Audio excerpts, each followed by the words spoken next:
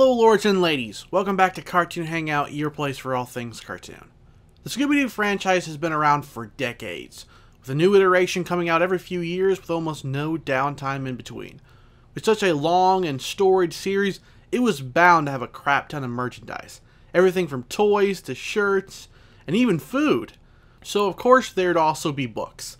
And today I'll be checking out some of the oldest Scooby books there are, dating back to the early 70s. I managed to get these for Christmas, and they're almost all in fairly decent condition, except for one which has a screwed up spine. There are also some pages that have obviously aged over the decades. The first book is Scooby-Doo and the Mystery Monster, which details the gang investigating a, you guessed it, mystery monster. The book, despite its size, is really short, and doesn't actually have any monster in it besides a large woolly mammoth robot of sorts. Another thing to note is that the book features some art, and it can vary wildly in its quality. Sometimes it looks on model, other times it's miscolored or just odd looking. Plus, Scooby never speaks in this book. Like, at all. And that remains a recurring theme in all three of the books. The next one I have is Scooby-Doo and the Haunted Doghouse. Scooby gets a doghouse to sleep in, but oh no, it's haunted!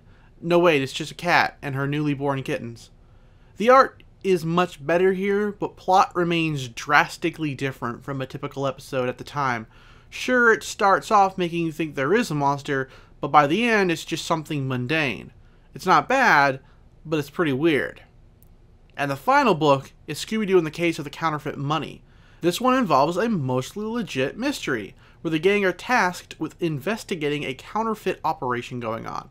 The counterfeiters are easily sniffed out by any reader, and the gang get the drop on them. The story felt the most like a Scooby-Doo episode, but also didn't actually involve men dressed like monsters. I know, I was shocked too. The men wear masks. It says something that I'm surprised at two criminals acting like actual criminals instead of parading around in silly costumes.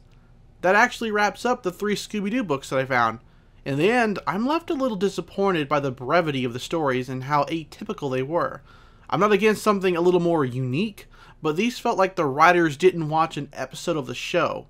They certainly didn't have Scooby talk at all.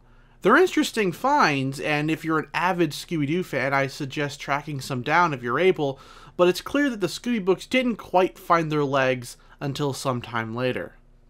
That's all from me. Let me know what you thought of this video down in the comments, or let me know if you own any vintage Scooby-Doo books. Thanks for watching, and take care.